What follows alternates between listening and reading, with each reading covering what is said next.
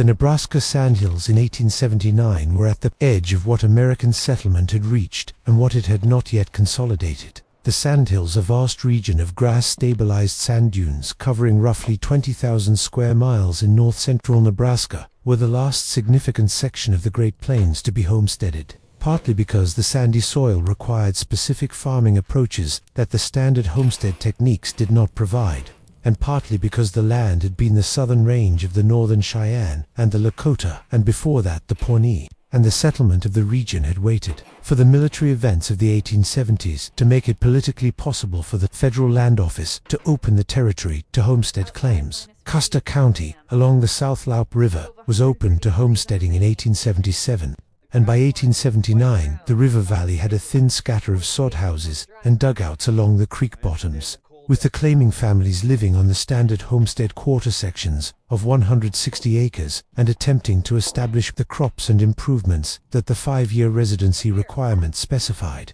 The most immediate practical problem the Custer County homesteaders faced was the one that all treeless plains homesteaders faced. There was almost no wood. The South Loup River had some cottonwood along its banks, but the cottonwood had been harvested intensively since the first settlers arrived, and by 1879 the accessible timber was already depleted. The railroad nearest to Custer County was the Union Pacific Main Line 200 miles south, and cordwood hauled that distance cost more than most homesteaders could afford as a primary fuel supply. The fuel that was available, and that the Great Plains homesteaders had been using since the first settlement of the treeless prairie in the 1850s, was dried bison dung. The bison herds that had ranged across the sandhills in the millions before the professional hunting of the 1870s had left an accumulated legacy of dried dung buffalo chips across the grass. The chips dried in the summer sun to a hard, lightweight disc that burned with a hot, brief flame, producing little ash and a modest amount of smoke. The Custer County homesteaders collected chips in summer and autumn, piling them in the lee of their sod houses or in the small chip sheds that the more established settlers had learned to build, and used them as the primary winter fuel. The standard chip fire had a specific deficiency that the homesteaders understood immediately from their first winter. Chips burned fast. A single chip on a fire produced a hot flame for 3 to 5 minutes, and was then gone, leaving a small pile of white ash. A fire maintained entirely on loose dried chips required constant feeding, someone attending the stove every 20 to 30 minutes to add chips, and could not be banked through the night in the way that a wood fire could be banked. A wood fire, properly banked with coals covered in ash, would hold for 6 to 8 hours and could be rebuilt to a full fire in the morning from the preserved coal. A loose chip fire, banked the same way, went cold within 2 hours, because the chips had burned to ash before the coal they produced could accumulate to the depth needed for sustained banking. This was the problem that Vera Malone had been thinking about since her first Custer County winter of 1878 to 79. She had come to the South Loup Valley in the spring of 1878 with her husband, Daniel, and their claim of a quarter section 3 miles south of the river, and Daniel had died of typhoid in August of 1878 before the first winter came. She was 32, with no relatives within 500 miles. With a sod house and a small chip shed and the knowledge of the chip problem that one autumn of collecting had given her, she had gotten through the winter of 1878 to 79 the way the other first-year homesteaders had. Constant feeding of the stove, staying near the fire through the worst cold, sleeping under every blanket she had on the coldest nights when the fire was out and the sod house interior dropped 35 degrees before morning. She had not lost any livestock. She had 2 horses and 6 chickens, but she had been cold regularly, and the cold had been most dangerous in the early mornings of January, before the fire was rebuilt, when the sod house temperature was at its minimum and the outdoor temperature was at or below zero. The specific observation that led to the compressed chip technique came in the spring of 1879, during the chip collecting season that began in April, when the ground dried enough to pick up the winter-deposited chips without them being too damp to use. She had noticed, while collecting, that the oldest chips, those that had been on the ground for 2 or more years and had been walked on or driven over by the buffalo herds themselves, or that had lain at the bottom of a pile where the weight of chips above had pressed on them, were denser and harder than the fresh-dried single-season chips. She had burned several of these old dense chips in the spring collection and had noted that they burned differently, longer, slower, at a lower flame height, and with a more sustained coal that lasted 15 to 20 minutes, rather than 3 to 5. She described this observation in the diary she had been keeping since arriving in Nebraska, a small cloth-bound book she had brought from Ohio, where she and Daniel had lived before the homestead decision, and noted, "Old chips from bottom of pile, pressed by weight, burn much longer than surface chips." Why? She did not answer the question immediately. She continued collecting and began sorting her collection, the dense pressed chips in one pile, the lighter single-season chips in another. By July of 1879 she had formed a hypothesis and begun testing it. The hypothesis was, if dense chips burn longer because they have been compressed, then chips I compress deliberately should burn longer than chips I do not compress. She began making what she called chip cakes in the July diary entries. She gathered fresh chips in July and August, before they had fully dried, while they were still pliable enough to be pressed, and she stacked them in groups of 4 to 6, pressing each layer as flat as she could with a flat stone she used as a press, then binding the pressed stack with twisted grass twine and setting it to dry in the sun under the weight of the press stone. The pressed stacks dried over 2 to 3 weeks into hard, dense discs approximately 6 inches in diameter and 2 inches thick, considerably denser than the naturally dried chips.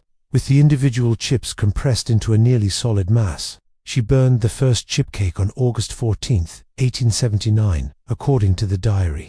The cake burned for 42 minutes, compared to the 3 to 5 minute burn of a single loose chip. She tested it against a loose chip pile of equivalent weight. The equivalent weight in loose chips burned in approximately 12 minutes, producing more initial heat but less sustained coal. The chip cake produced a sustained, moderate burn with a significant coal formation at the midpoint of the burn, a coal that was hot enough and deep enough to hold banking through the night. The banking discovery followed directly from the coal formation. If a chip cake produced a coal deep enough to bank, then a fire built primarily from chip cakes could be managed like a wood fire banking at night, rebuilding in the morning from the preserved coal, with the coal's heat never fully lost between the evening banking and the morning rebuild. She tested this in September of 1879.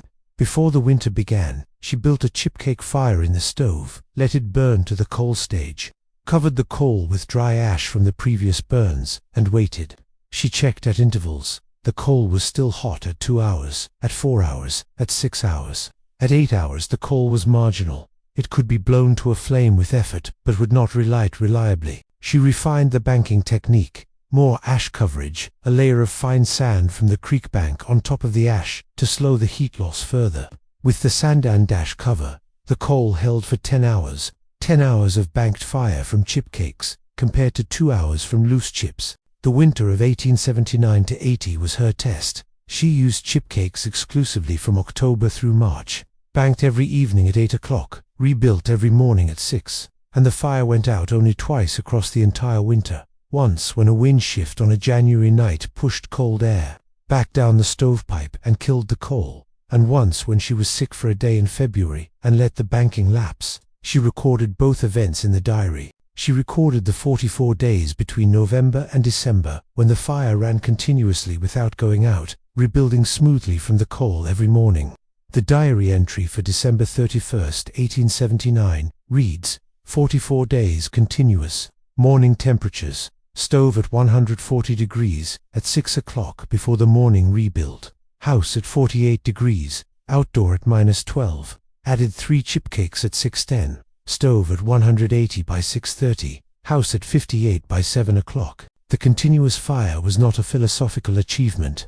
It was a wood problem solved by a fuel problem solved by a compression problem solved by a pressing stone and twisted grass twine. The hard winter of 1880–81 began in October of 1880 and did not properly end until March of 1881. Producing 5 consecutive months of conditions that broke records across the northern Great Plains and that were sufficiently severe to enter the regional memory as a named event. The first blizzard arrived on October 15, 1880, with full winter temperatures before the autumn had settled. The South Loup Valley had snowfall in October, November, and December totaling approximately 48 inches, with temperatures that dropped to -20 in November and reached a measured -43 on January 7, 1881, at the Broken Bow weather station 12 miles from Vera's homestead, -43. the outdoor temperature at which unprotected skin freezes in approximately 30 seconds, and at which any gap in winter clothing from door to barn represents a measurable risk. The temperature at which the South Loup homesteaders who had inadequate chip supplies or who had not solved the banking problem were in genuine difficulty. Their stoves required constant feeding with loose chips that burned too fast, depleting the chip supply faster than a cold weather winter had been expected to require. And the fires went cold in the early mornings when the banking failed and the outdoor temperature was at its lowest. Vera's fire did not go out. On January 7, 1881, the morning temperature in her sod house at 6 o'clock, before the morning rebuild, was 46 degrees. The coal from the previous evening's banking was at 130 degrees under the sandan ash cover. She rebuilt the fire at 6:10, added for chip cakes, and had the house at 60 degrees by 6:40. Outside, -43. Inside, on its way to 60. She wrote in the diary, Jan 7 ke 1881, outside -43. At 6 a.m. Stove 130 degrees under banking. Fire rebuilt in 8 minutes. House at 60 by 6:40. Chip cakes, held again. Fire still going. Total continuous, 47 days from December 21st. The neighbors who came to her door in the days after the worst cold of January 1881, the Hendrick family to the east, the Calloway family to the north, the Greer family whose chip shed had been inadequate for the extended cold, found the sod house warm and the stove burning without apparent urgency. They asked about the chip cakes. She showed them the chip pressing operation, the flat pressing stone, the grass twine, the drying rack she had built from willow branches, where the pressed cakes cured for 2 to 3 weeks before use. She showed them the banking setup, the layer of sand on top of the ash cover, the specific depth of ash needed to hold the coal for 10 hours. She told them the essential numbers, 42 minutes per chip cake versus 12 minutes for equivalent weight in loose chips. Banking for 10 hours versus 2 hours. Jacob Hendrick built his own pressing operation in February of 1881. During the hard winter itself, when the gap between his chip supplies, expected duration, and its actual consumption rate had become apparent, he collected from his chip pile and pressed with a flat rock and dried the cakes near the stove. The winter cold meant he could not rely on the outdoor summer sun for the drying, but the stove heat in a dry sod house dried the cakes adequately in 5 to 7 days, rather than 2 to 3 weeks. He was using chip cakes by February 15th. 3 weeks after his first visit to Vera's homestead. He told other families in the valley by the end of February. The Greer family and the Calloway family adopted the technique before the hard winter ended, which meant they finished the season with better coal management than they had begun it with. The technique spread informally through the South Loup Valley that spring, carried by the specific desperation of a winter that had been harder than anyone had expected, and that had demonstrated a gap between the loose chip fire's limitations and what a well-managed chip cake fire could provide. Vera recorded the spread in the diary in March and April of 1881. Hendrick, pressing in February. Greer in March. Calloway in March. Seaver's family by April. She noted each family's first adoption without comment, beyond the date and the name. The diary was a record, not a narrative. She recorded what happened and when. The diary is at the Nebraska State Historical Society in Lincoln, donated by Vera's daughter in 1931. It is a cloth-bound book with the small oval photograph of Vera and Daniel pasted to the inside cover, the photograph they had taken before leaving Ohio. The standard documentation of people who understood they were going somewhere from which they might not return. The diary entries run from April 1878 through September 1882.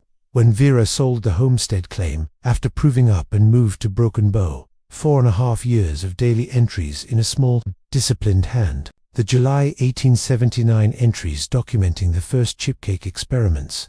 The August 14th burn test entry, and the January 7th, 1881 entry describing the -40-3 morning are the entries most frequently cited in the historical literature on Great Plains fuel technology. The Nebraska State Historical Society archivist, who catalogued the diary in 1931, noted, "The Malone diary contains the most systematic personal documentation of compressed buffalo chip fuel technology in the Nebraska State Historical Society's collection," and the entries from July-August 1879 and January 1881 represent the earliest known private documentation of deliberate chip compression as a fuel improvement technique in a Nebraska homesteading record. She had solved the wood problem with a fuel problem. She had solved the fuel problem with a pressing stone and a flat rock, and 42 minutes versus 12.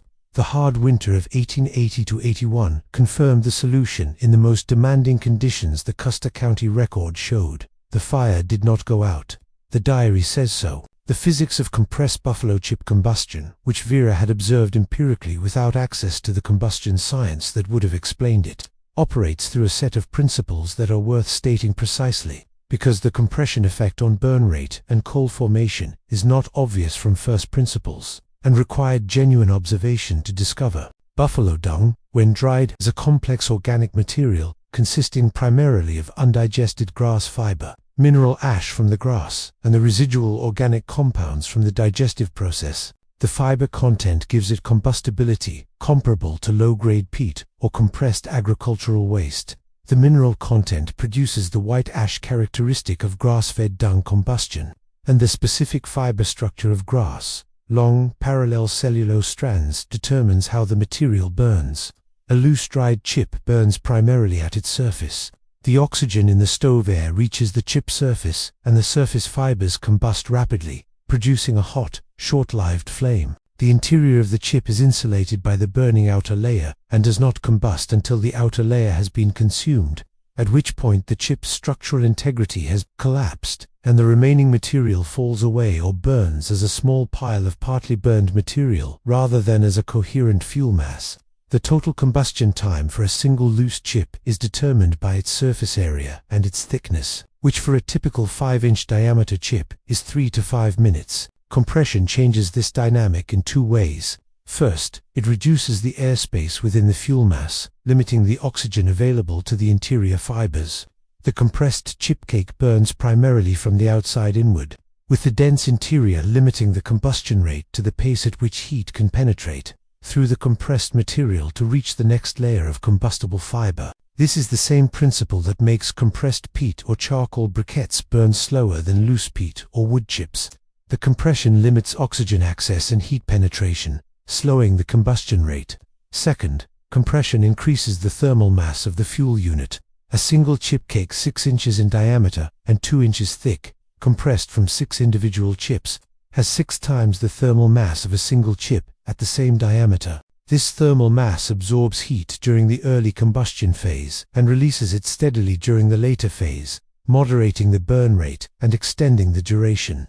The coal formation that Vera observed, the sustained coal at the midpoint of the chip cake's burn, follows from both of these effects. As the chip cake burns from the outside inward, the partially combusted material at the midpoint of the burn forms a coherent charcoal layer, carbon that has been heated to the point of combustion, but that is not receiving enough oxygen to burn at its full rate. This charcoal layer is the analog of the wood coal that accumulates in a wood fire's firebox, and that can be banked for hours. It holds heat, it combusts slowly in oxygen conditions, and it can be reignited to full combustion by increasing the air supply. Vera had discovered empirically that the charcoal layer in a chip cake fire was deep enough and coherent, enough to bank for 10 hours with the appropriate ashansen cover. The ash cover limited oxygen to the coal, slowing the combustion to a smolder. The sand layer on top of the ash further limited heat loss from the coal mass, and the coal, maintained at a temperature above its ignition point by its own slow combustion, remained viable for 10 hours. She had not read about charcoal formation or oxygen-limited combustion or thermal mass in fuel units. She had pressed chips with a flat stone, noted the burn time difference, formed the hypothesis, tested it, refined the banking method, and recorded everything in the diary.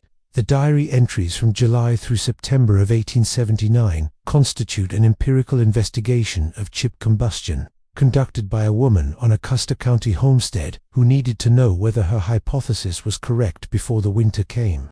The investigation was successful. The hypothesis was correct. The winter confirmed it. The hard winter of 1880–81 was the most extreme confirmation available, and it held. The specific detail of the pressing stone, which Vera described in the July 1879 diary as a flat, limestone slab approximately 14 inches by 10 inches and 2 inches thick, which she had found in the dry creek bed below the homestead, was not incidental to the technique. The press stone needed to be flat enough to distribute its weight evenly across the stacked chips, heavy enough to produce significant compression, and the right size to match the chip cake dimensions she had settled on, 6 inches in diameter. She had tried 3 different stones before finding the right one. The first was too rounded on its bottom face, which concentrated the weight on the center of the chip stack, rather than distributing it evenly, producing chips that were compressed in the center and loose at the edges. The second was too small, covering only part of the stack and producing uneven compression across the cake's diameter. The limestone slab from the creek bed was the right combination, flat, 14 by 10 inches, heavy enough at its tinge thickness to produce the compression she needed, with a surface area large enough to cover 3 to 4 chip stacks simultaneously and compress them evenly. She noted the stone specifically in the July 26 diary entry. Found the right press stone today in the dry creek bed. Limestone, flat on both surfaces, approximately 14 by 10 inches. Makes consistent cakes. She was writing about a limestone slab from a creek bed with the same precision that Marta Ojala had brought to the timbering sets in the Michigan mine adit, and that Sigrid Bergstrom had brought to the gap chinking in the Niagara Dolomite walls of the Door County house. The specific material and its specific dimensions mattered. She had found the right stone, and she had recorded that she had found it. The press stone's role in the technique's transferability is worth noting. Vera's neighbors who adopted the technique in February and March of 1881 needed to find or make their own press stones. Jacob Hendrick used a flat sandstone slab from his property. The Greer family used the flat back of a cast iron pan as a press, not as efficient as a stone, but serviceable for producing denser chips than loose drying produced. The technique was adaptable to available materials, which was its practical advantage on a homestead where specific tools might not be available, but flat surfaces always were. She had solved the problem with a limestone slab from the creek and grass twine. The tools were the landscape's own material, as they always were in the accounts this series has accumulated. The Missouri dolomite that Martha Pyle worked with, her cold chisel. The Kansas loess that Agnes Calloway excavated with a pick and 2 spades. The Niagara dolomite that Sigrid Bergstrom quarried with a cold chisel and hammer.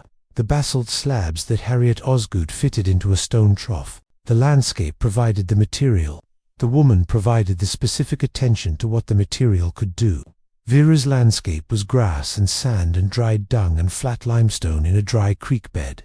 She had used all of it. The winter of 1880 to 81, the hard winter, as it became known across the northern Great Plains, is one of the best documented severe winters in American frontier history, partly because it affected such a large area and such a large number of recently settled homesteaders that the documentation was unavoidably widespread, and partly because it coincided with a period of increased newspaper coverage of the Great Plains settlement and the settler experience. The blizzards and cold that began in October 1880 and persisted through March 1881 are recorded in county histories, personal diaries, territorial newspapers, and the agricultural census records that show the livestock losses for the season.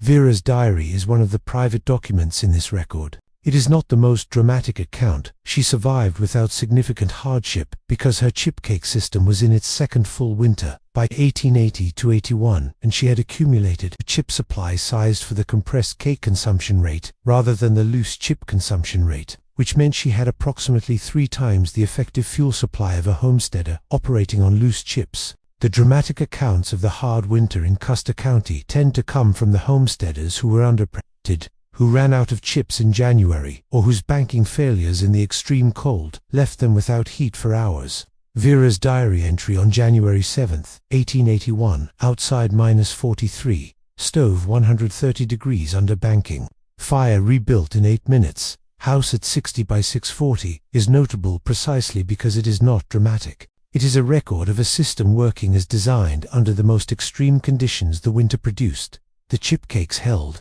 The coal held, the banking held, the fire did not go out. The system that she had developed from a spring 1879 observation and summer 1879 testing and winter 1879 to 80 refinement was performing on the coldest morning in the Custer County record. The neighbors who were having more difficult experiences that January were experiencing the consequences of not having solved the banking problem. Jacob Hendrick, who was still on loose chips in January 1881, before he adopted the technique in February, lost his fire twice in the first week of January, once on the 7th, when the extreme cold drove the stove temperature low enough that the coal failed during the night, and once on the 9th, when the chip supply ran short and he reduced feeding to stretch the supply and the fire went out by early morning. He came to Vera's door on January 10th, the morning after the second fire failure, to borrow coals to restart his stove. She gave him coals from her banked fire. She also showed him the chip cake operation for the second time, more patiently than the first, and told him specifically, "The coal from a chip cake fire holds for 10 hours with the right banking. Yours is going out at 3 because the loose chips do not form coal deep enough to hold." He said, "I understand the difference now." He went home with her coals and a binding of pressed cakes she had given him to use until he could make his own. She wrote this exchange in the diary on January 10th, gave Hendrick coals and a bundle of cakes. He understands the coal depth now. She wrote it without elaboration, because the diary was a record and not a narrative, and she recorded what was necessary to reconstruct events and not more. The entry is 6 lines. It contains the essential information. Jacob Hendrick's account of the January 10th visit, recorded in the Custer County History published in 1919, for which Hendrick contributed a personal recollection of the hard winter, is more expansive. He wrote, "Mrs. Malone's fire had not gone out at any point in the winter. She showed me the chip cakes and the press stone and the banking method. She gave me coals and a bundle of her cakes. I built my own system in February and finished the winter without another failure." What she had understood about compression and banking was the difference between having heat and not having it. She had worked it out from first principles, from watching how the old pressed chips burned differently, and she had been testing and refining the system for a year and a half before the hard winter tested it for the rest of us. From first principles, from watching how the old pressed chips burned differently, Hendrick's memory of Vera's account of her discovery was accurate to the diary. The spring 1879 observation of the old compressed chips at the bottom of the collection pile, the hypothesis, the testing, the refinement. He had heard the account from Vera herself, either in January 1881 when she showed him the system, or later, and he had retained the essential sequence: observation, hypothesis, testing, refinement, confirmation. The confirmation had come on January 7th, 1881. The hard winter had tested the system in the most extreme conditions available. The system held. The fire did not go out. The diary records it. The coal was at 130 degrees under the banking at 6 in the morning when it was -43 outside. 8 minutes to rebuild. 60 degrees in the house by 6:40. She had solved the wood problem with a pressing stone and a flat rock. The hard winter confirmed the solution. The diary is at the Nebraska State Historical Society. The January 7th entry is on the page it has been on since January 8th, 1881, when she wrote it the morning after. The economic analysis of the chip cake system, which Vera had worked out in the diary's June 1880 entries, between the first successful winter and the hard winter, reveals the specific financial advantage in terms that illuminate why the technique mattered beyond the single household. A Custer County homesteader on loose chips in 1879 needed to collect and store approximately 600 to 800 loose chips per week during the winter months to maintain adequate heat. A chip weighing approximately half a pound produced 3 to 5 minutes of usable heat. A week's supply of heating required roughly 2,000 to 2,500 chip minutes of burn time per day, or approximately 14,000 to 17,500 chip minutes per week. At 5 minutes per chip, that required 2,800 to 3,500 chips per week. At half a pound per chip, that was 1,400 to 1,750 pounds of chips per week. A 5-month winter required the collection and storage of between 7 and 9 tons of loose dried chips. 7 to 9 tons of chips. This was the supply problem that the hard winter had revealed. The homesteaders who ran short in January of 1881 had collected what they thought was an adequate supply. But the chip-per-hour burn rate of loose chips under extreme cold conditions, when the stove was fed more frequently to maintain temperature, had depleted the supply faster than the summer collection had planned for. Vera's chip cake system changed the economics fundamentally. A chip cake containing 6 compressed chips weighed approximately 3 pounds and burned for 42 minutes. Equivalent weight in loose chips, 6 chips at 3 pounds total, burned for approximately 30 minutes. But the chip cake's coal held for banking, which meant the total heat producing time per 3 pounds of fuel was not 42 minutes of flame but 42 minutes of flame plus 8 to 10 hours of maintained coal temperature versus 30 minutes of flame from loose chips and 2 hours of coal at best. The effective fuel efficiency of chip cakes over loose chips, accounting for both flame and banking time, was approximately 3 to 4 times greater per unit of fuel collected. This meant that a winter requiring 7 to 9 tons of loose chips required only 2 to 3 tons of chips in pressed cake form, a reduction in collection labor and storage space that was practically significant for a single person managing a homestead alone. Vera noted this calculation in the June 1880 diary. Pressed cakes require roughly 1/3 the collection for equivalent winter heat. A 5-month winter on cakes requires approximately 2.5 tons of chips collected versus 8 tons for loose. She had worked this out from her 1879 to 80 winter records, which showed the cakes used and the equivalent loose chip supply that would have been required. She wrote the number, 1/3 the collection, without underscoring it, in the same steady hand as everything else in the diary. It was a number, like the temperatures and the burn times. She recorded it. The collection reduction mattered specifically for a homesteader living alone, because chip collection was physically demanding work, walking the range in spring and autumn, bending to pick up chips, hauling them in a wheelbarrow or a canvas carry bag to the chip shed, stacking and drying. 8 tons of chips represented approximately 40 to 50 collection days of full effort. 2.5 tons represented 12 to 15 collection days. The 25 to 30 days she did not spend collecting chips in 1880 were days she could spend on other farm work. She noted this in the June 1880 entry immediately following the ton calculation. Saved roughly 25 to 30 collection days this spring compared to first year. Used the time for the garden extension and the second chicken house. This was the specific, practical consequence of the fuel efficiency gain. Not an abstract improvement in winter comfort, but 25 to 30 days of labor redirected from fuel collection to farm development. The garden extension produced approximately $40 additional in vegetable and seed sales over the following 2 years, which was the primary income growth she recorded in the homestead period. The second chicken house doubled the flock from 6 to 12 birds, adding approximately $15 per year in egg sales.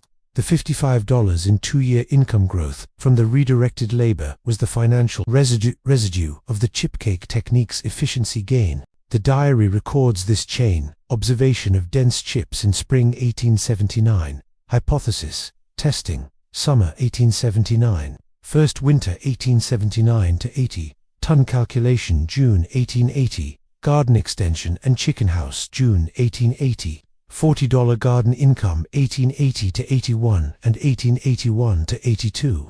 $15 egg income 1881 and 1882. The chain is not stated as a chain in the diary. The entries are chronological and each records its immediate subject. But the connection between the compression discovery and the subsequent farm development is clear from the sequence. She had solved the wood problem, and the solution had freed labor, and the labor had built the farm. The chip cake was not only a winter survival technique, it was a productivity gain. The Pawnee peoples who had occupied the Loup River Valley before the federal removal of 1876 had known the combustion properties of compressed dung for centuries before Vera Malone's 1879 observation. The specific techniques they had used for fuel preparation, including drying methods and storage approaches appropriate to the specific conditions of the central Nebraska grasslands, were not part of the knowledge that passed to the homesteaders who arrived on their land after the removal. The homesteaders arrived with their Ohio and Indiana and Illinois agricultural knowledge and their wood-burning stove experience and their immediate encounter with a landscape that had almost no wood, and they adapted to that landscape through their own observation and experimentation rather than through any formal transmission of the knowledge that the previous residents had accumulated. This was the standard condition of Great Plains homesteading. A knowledge void at the moment of arrival, filled gradually by observation and experiment and the informal communication between homesteaders that was the primary knowledge transmission system of a sparse settlement. Vera's contribution to that system was specific and documented. The chip cake technique, developed from observation in spring 1879, tested through summer 1879, confirmed through winter 1879 to 80A, and communicated to neighbors during and after the hard winter of 1880 to 81. The Pawnee knowledge that had preceded her, which included not only fuel preparation, but water sourcing, plant identification, and the full suite of skills required to live in the Loup River Valley through its winters, was not available to her except through the landscape itself. The same chips, the same grass, the same flat limestone in the same creek beds. She had read the landscape with the observation skills she had, which were the skills of a woman who kept a diary and who formed hypotheses and tested them. The landscape had told her what she needed to know. It had taken her approximately 4 months of observation and testing to learn what generations of previous occupants had known. She had learned it in time. The hard winter had tested it.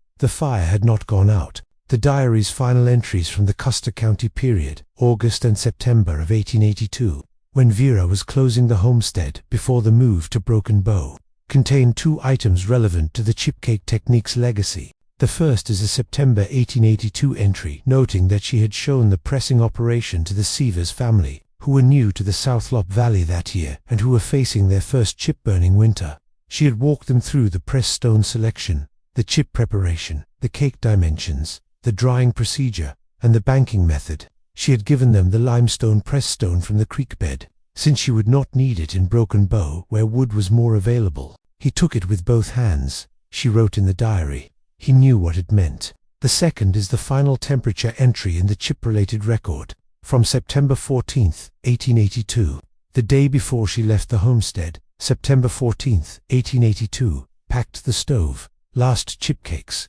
24 remaining, given to Seavers, collection of pressing materials given to Seavers. The method is in their hands now. For winters, the fire did not go out after October 1879, except twice. I know what the difference is. The method is in their hands now. She had held it from the spring 1879 observation to the September 1882 departure, and she was leaving it with the next family in the valley. The diary went with her to Broken Bow, and eventually to her daughter, and eventually to the Nebraska State Historical Society. The pressing method stayed in the South Loup Valley. For winters, the fire did not go out except twice. She knew what the difference was. She had known it since August 14, 1879, when the first chipcake burned for 42 minutes and produced a sustained coal, and she wrote the number in the diary. 42 minutes, 12 minutes for equivalent weight in loose chips. The number was there. The technique followed the number. The winters confirmed the technique. The diary is at the Nebraska State Historical Society. The August 14th entry is on the page it has been on since August 15, 1879. 42 minutes. The fire did not go out. The record says so. The Nebraska State Historical Society catalog entry for the Malone Diary, written by the archivist who received the donation from Vera's daughter in 1931, and who was, from the catalog notes evidence, a person with both historical and agricultural knowledge, is the most specific external commentary on the diary's significance available in the record. The catalog note reads, in part, the Malone Diary documents a systematic investigation of compressed buffalo chip fuel technology conducted between July and September of 1879, including a controlled burn comparison on August 14, 1879, that demonstrated a 3.5-fold improvement in burn duration for compressed chips over loose chips of equivalent weight. The diary's subsequent entries document the application of this finding to fire management through the winters of 1879 to 80 and 1880 to 81, with particular detail on the banking method that permitted sustained coal maintenance for 10 hours, a duration that the loose chip fire could not achieve,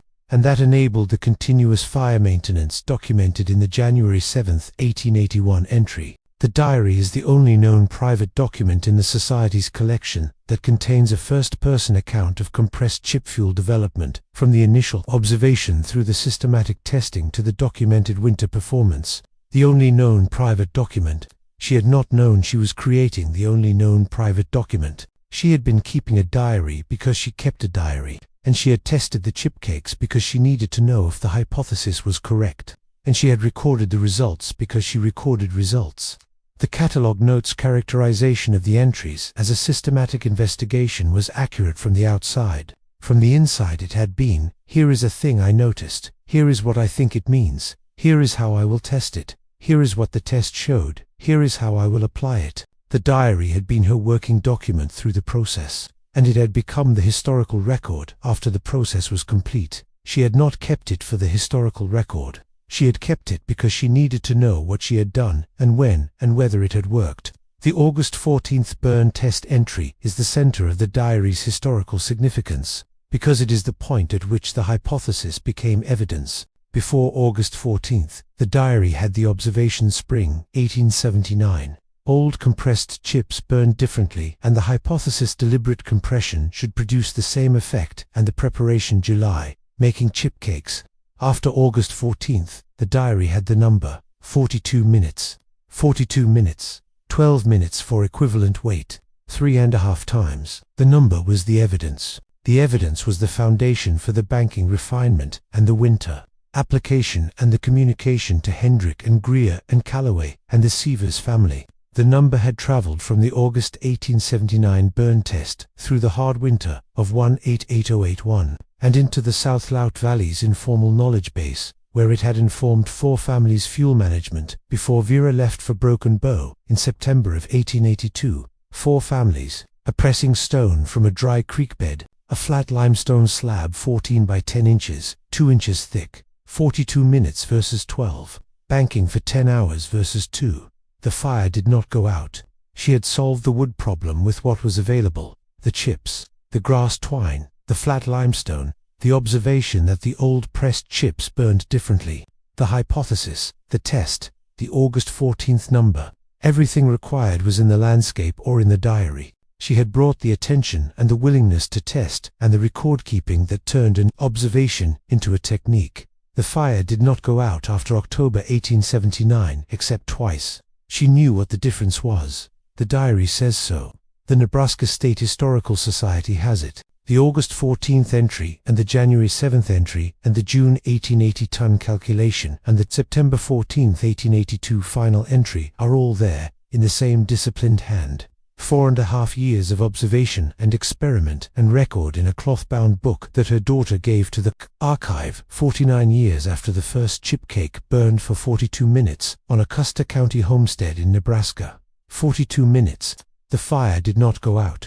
The record was sufficient. The pressing stone that Vera gave to the Sievers family in September 1882, the flat limestone slab 14 by 10 inches, 2 inches thick, from the dry creek bed below the homestead, is not in the Nebraska State Historical Society collection.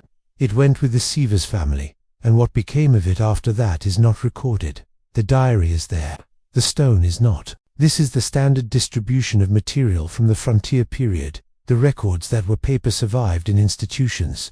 The tools that were stone or iron passed through hands and eventually returned to the ground or to the scrap pile. The pressing stone was a tool, and tools do not usually become archives. It did its work for 4 winters, and then it did its work for the Sievers family, for however many winters they remained on the South Louth, and then it became the landscape again. The diary remained. Diary is at the Nebraska State Historical Society. The August 14th entry is there, and the January 7th entry, and the June 1880 ratio, and the September 1882 final entry. The method is in their hands now. 42 minutes. The fire did not go out. The record was sufficient, as it always is for those who keep it. She had kept it from April 1878 to September 1882 in a cloth-bound book from Ohio, and the book held the full account of what she had done and when and what the numbers showed. And the numbers showed that compressed chips burned 42 minutes and loose chips burned 12, and the difference was the winter and the fire not going out and the neighbors with their pressing stones learning the method from hers. The record was there.